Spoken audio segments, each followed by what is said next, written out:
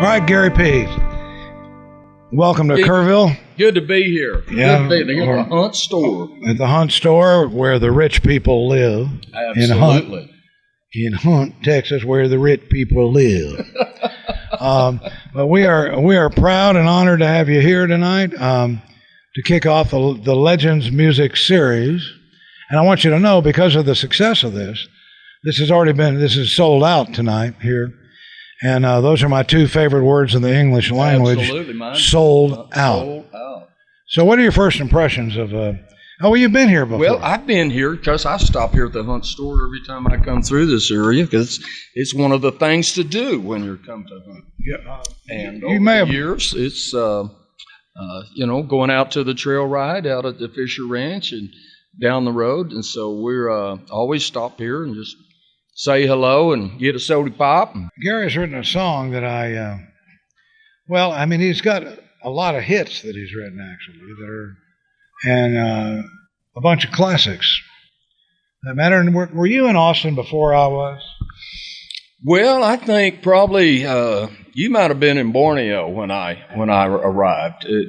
But you were at the University of Texas. I came there in 1967, so I can't remember. It was like in the early 70s. Was that after Charles Whitman or before Charles Whitman? Well, that was right in that time. Yeah.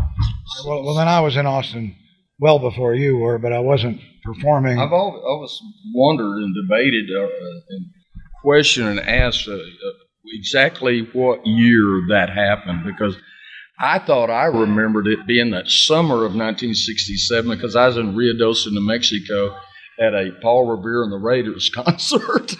You could do worse. All right.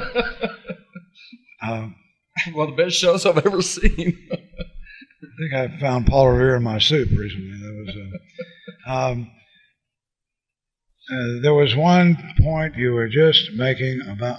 Oh yeah, somebody interviewed you earlier. Told me that you were playing frat parties before you met Martin Murphy and some of those people. Right. Well, that was the gigs in town. The frat parties. Charlie Hatchett. We were one of Charlie Hatchett's bands, Michael Lucas, and so they book us these $300 gigs at the frat parties at the New Orleans Club and the Jade Room. And what's ironic about this, Gary, is that today's country music coming out of Nashville sounds like background music for fraternity parties. Yeah. So we've come a long way. We've come full circle. From rock and roll to country and back to country rock. We kind of met on the gangplank of Noah's Ark. I mean, we were there. Right. You had your first record deal, and you were putting your band together. 73. Uh-huh. That was when I started up with Murphy in 72, and we played with Jerry Jeff and Michael up until the time we went to... Those are two potentially grumpy guys. Yeah. But, I can be grumpy too, but, I don't think Gary P. is ever grumpy. I'm sure he is at some point, but I've never seen it. And that's why I call him Precious Lips. Gary Precious Lips Nunn. That's right. And the nickname. I love that too. Well, he loves it, but it just hasn't caught on. I've tried like hell. Well, we need to, we need more media exposure, and that's what we're doing right here tonight. We're trying. We are. Well, they've got it fixed up real good here at the store. No, this is the fanciest white table it's ever been. And it looks good. They've gone to a lot of trouble, and you're our maiden voyage here. I'm thrilled and delighted that you made those arrangements and for me to be here, and I'm delighted. And they've got it. They got a whole new thing going here at the Nunn store. Now my sister, who's very smart, she's in the State Department in Afghanistan. Oh wow! But the first line of country music she ever heard when she was 6 years old was, "So I'm flying down to Houston, forgetting her the nature of my flight." Right. Which is pretty brilliant. It's unusual wording there. It is. Forgetting her the nature of my flight. Willie, what's unusual? But then we have the entire lyrics to The Last Thing I Needed, The First Thing This Morning, which are brilliant. I don't have them emblazoned upon my scrotum right now that I remember every one of them, but the postman delivered the... Pastubial notice. The what? The past due bill notice. Past due bill notice. Yeah. Yeah. That is one song that's a country classic of the kind that nobody can write anymore. Nobody's writing them.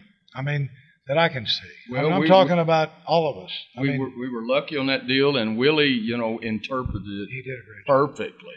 And I'm happy to say that song has risen. It's been on all of his greatest hits. And every time I turn on, Dallas Wayne, and it's a lot of people's favorite because it really, it was just really a classy performance. It's an intelligent song, and it's written the way country music used to be. And today, country music is written in teams of 3. Yeah. And my truck's bigger than your truck. And I don't mean to bitch about it, but I do think it could be that the talent pool has just dried up. There are people who play guitar really well and play their instruments and can perform, but they can't write a standalone great song anymore. Well, it's just they don't look deep. They don't look into the heart and soul, and it's all seems to be pretty superficial. But you're a happy guy. How did you write such a great song? Well, I haven't always been a happy guy. I've been miserable for 68 years, but things are starting to look up now. So we'll hear that. We'll hear a song that everybody knows, London Homesick Blues. And what I like about Texas. Yeah, that's another one. Well, it's not just the songwriting, though. There is something about the performance. I saw Gary play in Bandera. I don't want to be like Bill O'Reilly where I'm talking all the time and not letting him say something. But I saw your show maybe 20 years ago in Bandera, and I was so impressed. It was like walking. Only one guy can do that besides you that I've seen is Johnny Bush. Can make you feel like you're walking through something that's not here anymore, through history without a sad melancholy feeling, but it's a strange feeling. Well, we try to relive those times. Yeah, that those were good times. That was a good era of music that will stand, and be always recognized. And I like to do what I'm doing more now, Kinky, is like I'm going and pulling some of those great songs, like a Guy Clark song and a Michael Murphy song and a Willis Ramsey song and Willie's, and trying to just take the audience back to that time, and I'm really getting a lot of really good response from it. Well, see, a lot of people, they love those times. This is not karaoke. I mean, that's the point. Anybody can do that. This is really creating an ambiance. I mean, it's something that may be quite better than the music actually was back then. It's hard to say, but it really sounds authentic. Well, we're trying to, Kinky always wanted to try to just paint pictures of Texas, because I moved from Oklahoma, and as soon as I got to Texas, I just fell in love with the state and the people, and as I grew up and moved down to the Austin area, I learned more, and then I learned more about the Texas culture, about the dance, like the old German dance halls like Luckenbach, where people come and dance and bring their kids, and Grandma and Grandpa would come and do you know how to do the two-step? Do those? Oh, yeah, sure. You bet I do. See, I don't. I would contend I can teach you. I would contend that you're one of the very few singers that can dance at all. They can dance. because no, here's just true. Dwight Yoakam, I happen to know, on stage, he makes all these sexy dance moves and stuff, He cannot dance a lick. I mean, if you had him dance with a woman on stage, or any place on a dance floor, he doesn't know it. The two-step. It's a strange thing, There's so many drummers can't keep time, and so many musicians can't sing, and won't sing. And the great ones can't sing.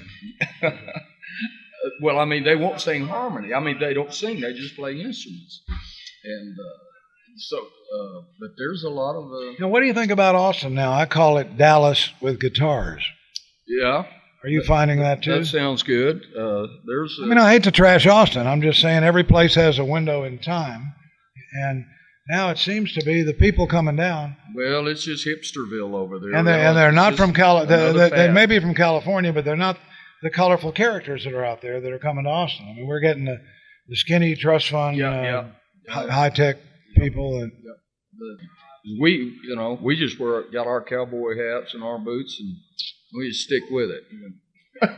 Well, you are, as I said, kicking off the Legends series, and I can't think of a better way to do it. I'm delighted it's sold out. This will be a great crowd, and I might say about Gary P. that he is not only, I think he's one of the angels on the shoulder of every Texas songwriter. He's also the man who put the glitter on Loretta Lynn's titter.